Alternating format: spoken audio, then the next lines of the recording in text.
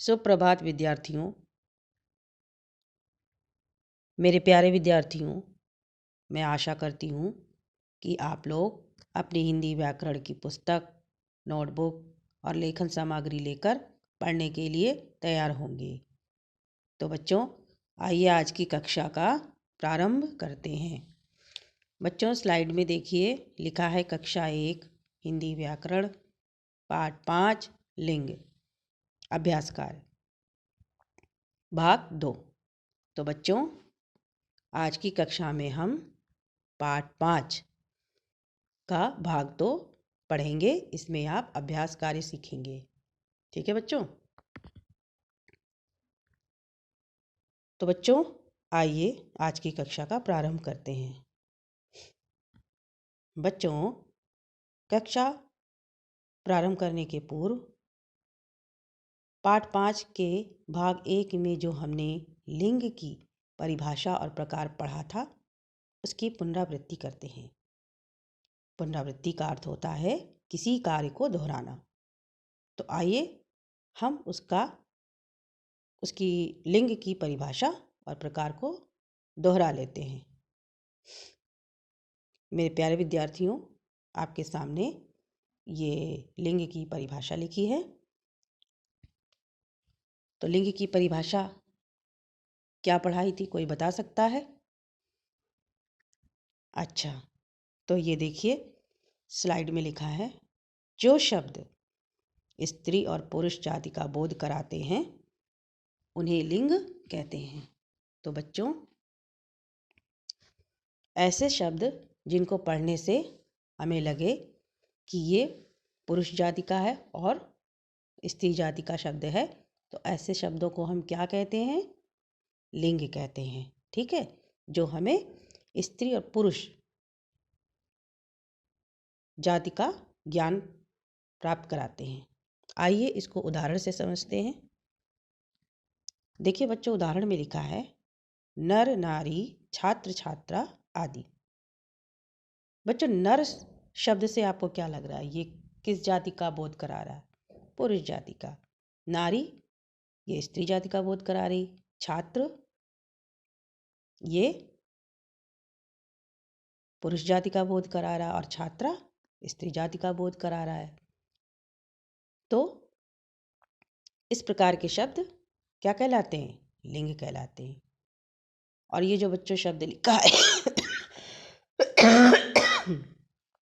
आदि, तो आदि का अर्थ होता है बच्चों, इस प्रकार के और भी बहुत से शब्द हैं, पर सारे शब्द हम नहीं ले सकते, तो कुछ आपको उदाहरण के तौर पे दिखाया है।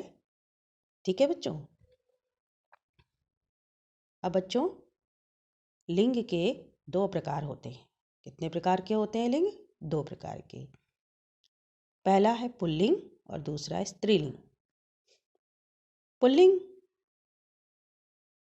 शब्द जो होते हैं वो पुरुष जाति का बोध कराते हैं, और स्त्रीलिंग शब्द जो होते हैं वो स्त्री जाति का बोध कराते हैं। अब बच्चों, यहाँ स्त्रीलिंग का अर्थ आपको बताया है। स्त्री जाति का बोध कराने वाले शब्दों को स्त्रीलिंग कहते हैं। आइए इसको कुछ उदाहरण से समझते हैं। बकरी, लड़की, चाची, शेरनी आदि। इन शब्दों को पढ़ने से आपको क्या लग रहा है बच्चों? ये किस जाति का बोध करा रहे हैं? सबको पढ़कर लग रहा है ना कि ये स्त्री जाति का बोध करा रहे हैं, है ना? बकरी, लड़की, चाची, शेरनी, है ना? ये सारे शब्द स्त्री जाति का बोध करा रहे हैं। तो इन शब्दों को स्त्रीलिंग कहते हैं। अब है पुल्लिंग। पुरुष जाति का बोध कराने वाले शब्दों को पुल्लिंग कहते हैं। आइए इसको उदाहरण से समझते हैं। भालू, पुत्र, पिता आदि। तो बच्चों, भालू, पुत्र, पिता, इनको बोलने से आपको कैसा लग रहा है? ये पुरुष जाति का बोध करा रहे ना, है ना? तो इनको पुल्लिंग शब्द कहेंगे। तो बच्चों, मैं आशा करती हूँ कि अब आपको लिंग की परिभाषा उसके प्रकार स्त्रीलिंग और पुल्लिंग का अर्थ भी समझ में आ गया होगा। तो अब मैं आपसे एक प्रश्न पूछूंगी, मौखिक प्रश्न। प्रश्न है बच्चों, दादा का स्त्रीलिंग शब्द बताइए। दादा शब्द आपको पढ़ने से कैसा लग रहा है? ये किस जाति का बोध करा रहा है? पुल्लिंग, पुरुष जाति का बोध करा रहा है ना। तो अब इसका स्त्रीलिंग शब्द क्या बनेगा? बिल्कुल सही, दादी। दादा का, दादा पुल्लिंग शब्द है, इसका स्त्रीलिंग शब्द होगा दादी। बिल्कुल सही है। अब बच्चों, मैं आपको लिंग बताने वाले शब्दों को पढ़ना और समझना सिखाऊंगी। आज का उद्देश्य देखिए, नीचे लिखा है उद्देश्य। तो आज का उद्देश्य क्या है? अभी आपने परिभाषा पढ़ी, प्रकार पढ़ा, उदाहरण के साथ पढ़ा। तो अब मैं आज इसके बाद, इस स्लाइड के बाद, कुछ शब्द दिखाऊंगी, कुछ चित्रों के माध्यम से और कुछ बिना चित्रों के माध्यम से, कि लिंग बताने वाले शब्द किस किस प्रकार के होते हैं। तो उनको आप ध्यान से पढ़िएगा, समझिएगा, ठीक है। ये देखिए बच्चों, चित्र में आप देख रहे हैं 2 बच्चे बने हैं। तो मेरे प्यारे विद्यार्थियों, ऊपर देखिए लिखा है पुल्लिंग और नीचे लिखा है स्त्रीलिंग। अब पुल्लिंग के नीचे लिखा है लड़का, स्त्रीलिंग के नीचे लिखा है लड़की। तो बच्चों, पहला चित्र किसका है? लड़का का। तो ये कैसा शब्द हुआ? ये किस जाति को बता रहा है? पुरुष जाति को। तो ये कौन सा शब्द हुआ? लड़का, पुल्लिंग शब्द। अब ये लड़की है, तो लड़की किस जाति को बता रही? स्त्री जाति को। तो ये कौन सा शब्द बनेगा? स्त्रीलिंग शब्द। समझ रहे हैं बच्चों? तो 2 शब्द आपने यहाँ पर देखे, लड़का और लड़की। लड़का पुरुष जाति को का ज्ञान करा रहा और लड़की स्त्री जाति का ज्ञान करा रही। ठीक है, तो आपने एक पुल्लिंग शब्द पढ़ा और एक स्त्रीलिंग शब्द पढ़ा। इसी प्रकार इस चार्ट को देखिए,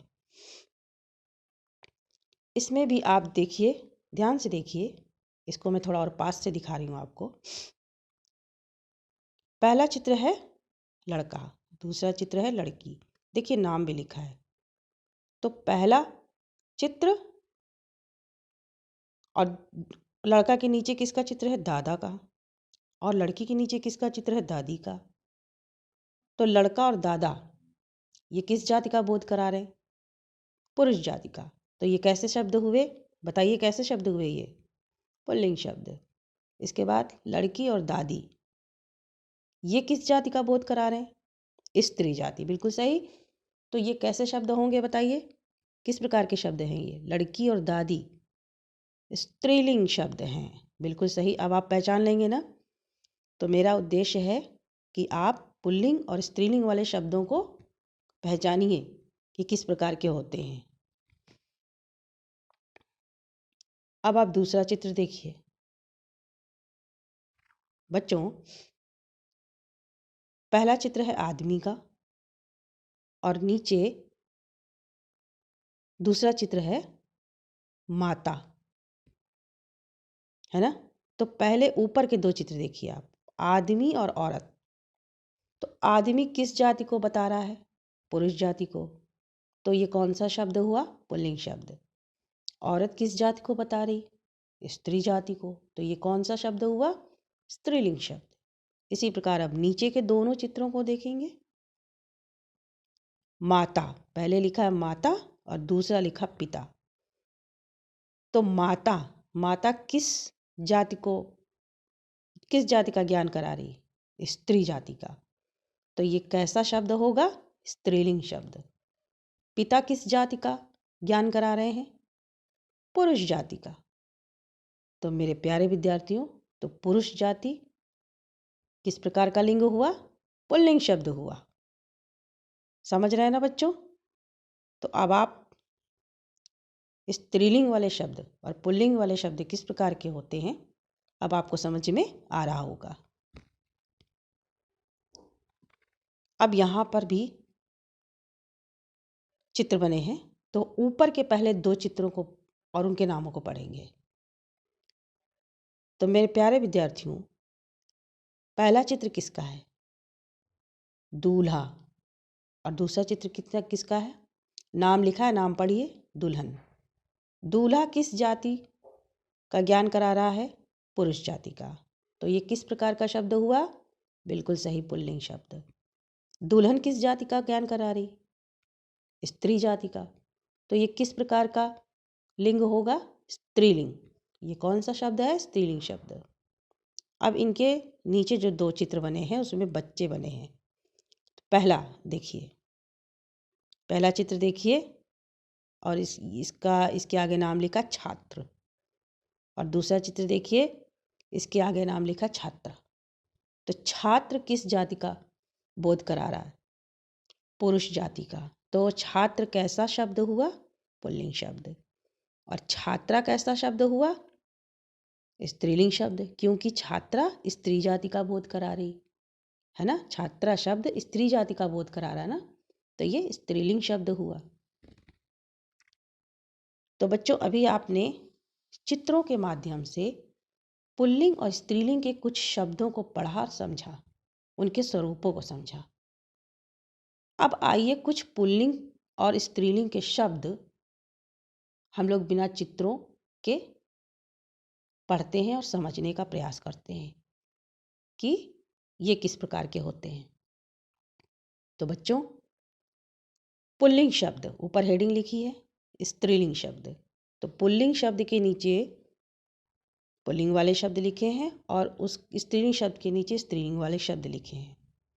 तो आइए इन दोनों को पढ़कर समझते हैं। पहला शब्द है मुर्गा। मुर्गा कैसा शब्द है? कैसा शब्द है? पुल्लिंग शब्द है। तो मुर्गा का स्त्रीलिंग शब्द क्या होगा? मुर्गी। समझ में आ रहा बच्चों?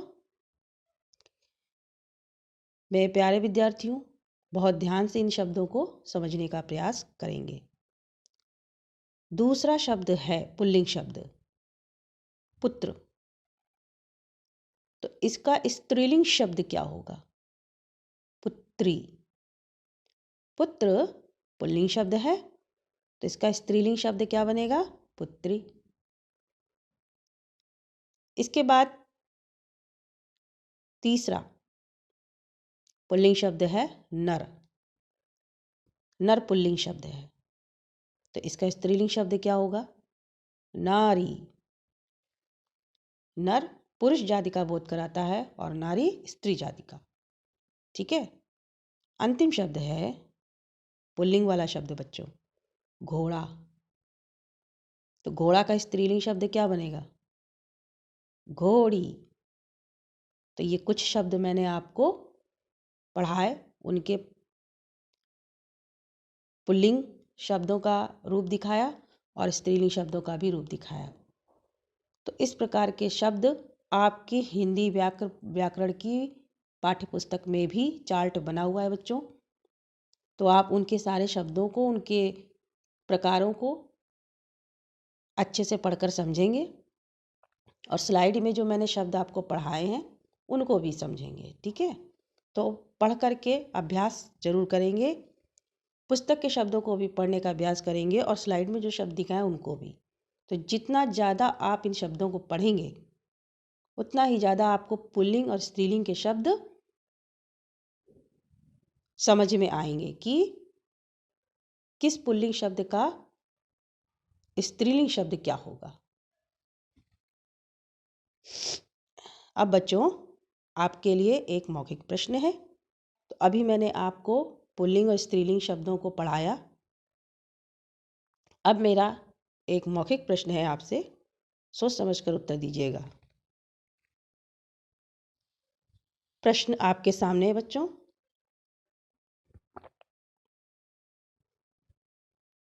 मेरा प्रश्न है बच्चों, चूहा का स्त्रीलिंग शब्द बताइए। चूहा शब्द बोलने से आपको कैसा लग रहा है? ये किस जाति का बोध करा रहा है? पुरुष जाति का। तो चूहा का स्त्रीलिंग शब्द बताइए क्या होगा? बिल्कुल सही बताया है, चूहिया। चूहा का स्त्रीलिंग शब्द होगा चूहिया। बिल्कुल सही है। बच्चों अब आप हिंदी व्याकरण की नोटबुक निकाल लीजिए। नया पेज उसमें निकालेंगे। सबसे ऊपर लिखेंगे दिनांक, फिर ये हेडिंग लिखेंगे जो मैंने आपको स्लाइड में लिख के दिखाई है। यहाँ आप वीडियो पॉज कर दीजिए और इस कार्य को अपनी नोटबुक में पहले नोट कर लीजिए। तो हेडिंग लिखेंगे कक्षा कार्य, कोष्ठक में लिंग और अभ्यास कार्य नीचे की लाइन में। इतना लिख लीजिए। इतना जब आप लिख लें तो वीडियो को फिर से ऑन करिएगा और आगे की स्लाइड देखिएगा, क्योंकि आगे की स्लाइड में मैं आपको अभ्यास कार्य दिखाऊंगी। अब ये है बच्चों, ये प्रश्न है। तो अभी जहाँ आपने हेडिंग लिखी है नोटबुक में, उसके नीचे आप ये पूरा प्रश्न लिखिए। सबकी नोटबुक में सुंदर राइटिंग में ये प्रश्न लिखा होना चाहिए। तो प्रश्न आप लिखेंगे, निम्नलिखित शब्दों में स्त्रीलिंग वाले शब्दों को रेखांकित करें तथा पुल्लिंग वाले शब्दों पर वृत्त बनाइए। बच्चों इस प्रश्न को ध्यान से पढ़िए। इसमें 2 कार्य करने हैं आपको। स्त्रीलिंग वाले शब्दों को रेखांकित करना। रेखांकित का अर्थ मैंने बताया आपको कि शब्दों के नीचे रेखा खींचना। और पुल्लिंग वाले शब्दों पर आपको वृत्त बनाना। वृत्त मतलब सर्कल, ये बनाना है। तो 2 कार्य करने हैं आपको। तो वीडियो पॉज करके ये प्रश्न लिख लीजिए पहले, फिर उसके बाद मैं आपको शब्द दिखाऊंगी। तो वो शब्द आप इस प्रश्न के नीचे नोट करेंगे, ठीक है। अब सभी बच्चों ने प्रश्न लिख लिया, तो अब आप आगे का वीडियो देखिए, वहां मैं आपको शब्द दिखाऊंगी। ये है बच्चों। तो जहां आपने प्रश्न नोट किया है उसके नीचे इन शब्दों को कॉमा लगा करके लिखिए नोटबुक में। जैसे मैंने कॉमा लगा के शब्द लिखे हैं, ऐसे ही आप भी लिख लीजिए। तो यहाँ वीडियो पॉज करिए, इन शब्दों को लिख लीजिए। ये कक्षा कार्य है, आपको अभी करना है। तो मैं आशा करती हूँ कि सभी विद्यार्थियों ने ये शब्द लिख लिए होंगे। तो अब इन शब्दों में आपको क्या करना है? प्रश्न क्या था आपका? जो शब्द स्त्रीलिंग वाले शब्दों पर आपको क्या करना है? रेखा खींचना है उसके नीचे। और पुल्लिंग वाले शब्दों पर क्या करना है? वृत्त बनाना है। तो इन शब्दों को पढ़िए और जो स्त्रीलिंग वाले शब्द हैं उनके नीचे रेखा खींचिए और जो पुल्लिंग वाले शब्द हैं उन पर वृत्त बना दीजिए। 2 कार्य आपको इसमें करने हैं। तो वीडियो पॉज करके ये कार्य करिए, उसके बाद वीडियो ऑन करके फिर आगे का प्रश्न देखिए। बच्चों अब आपके लिए बहुप्रतिभा सिद्धांत प्रश्न है। इसका उत्तर आपको मुझे इसी वीडियो में देना है। बच्चों प्रश्न है, नर स्त्रीलिंग शब्द है या पुल्लिंग? बताइए। नर स्त्रीलिंग शब्द है या पुल्लिंग?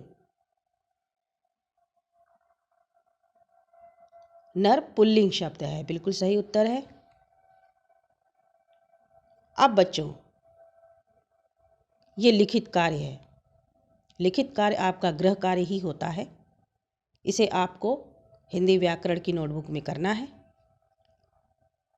तो प्रश्न है, निम्न शब्दों के स्त्रीलिंग शब्द बताइए। नीचे हेडिंग लिखी है पुल्लिंग और स्त्रीलिंग। तो पुल्लिंग वाले शब्द हमने आपको लिख कर दिए हैं। तो पुल्लिंग हेडिंग लिखेंगे, पहले दिनांक लिखेंगे, फिर हेडिंग लिखित कार्य लिखेंगे, फिर प्रश्न लिखेंगे, उसके नीचे फिर लिखेंगे पुल्लिंग। पुल्लिंग के नीचे जितने शब्द लिखे हैं आदमी, बकरा, पुत्र, ये लिख लीजिए और इनका स्त्रीलिंग शब्द आपको बनाकर लिखना है स्वयं। तो ये आपका लिखित कार्य है, ये गृह कार्य होता है। तो ये इसको आप स्वयं करिएगा और जब मैं उत्तरों का मिलान कराऊंगी तो आप अपने लिखित कार्य के उत्तरों को मिलान करेंगे, ठीक है। अब एक बहुप्रतिभा सिद्धांत प्रश्न और है बच्चों आपके सामने। प्रश्न है, स्त्री जाति का बोध कराने वाले 2 शब्द बताइए। बताइए। स्त्री जाति का बोध कराने वाले दो शब्द। हाँ, मोरनी, और आप लोगों ने कई शब्द बताए होंगे, पर मैं अपनी तरफ से भी कुछ शब्द बताती हूँ। मोरनी, लड़की, चाची, दादी, बुआ, है ना, शेरनी, मुर्गी, ये सब स्त्री जाति का बोध कराने वाले शब्द हैं। ठीक है, अब बच्चों आपके सामने है आज का प्रश्न, क्वेश्चन ऑफ द डे। प्रश्न है, संज्ञा शब्द के जिस रूप से उसके स्त्री या पुरुष होने का ज्ञान हो उसे क्या कहते हैं? संज्ञा शब्द के जिस रूप से उसके स्त्री या पुरुष होने का ज्ञान हो उसे क्या कहते हैं? इसका उत्तर आपको फॉर्म्स ऐप में देना है। इस प्रश्न आपके वीडियो में है। इसके 4 विकल्प आपको फॉर्म्स ऐप में मिलेंगे। जो उत्तर उसमें सही, उस पर आपको सही का निशान लगाना है। ठीक है बच्चों? अब बच्चों आपके लिए सूचना है, हिंदी टेस्ट से संबंधित आवश्यक सूचना। बच्चों, हिंदी टेस्ट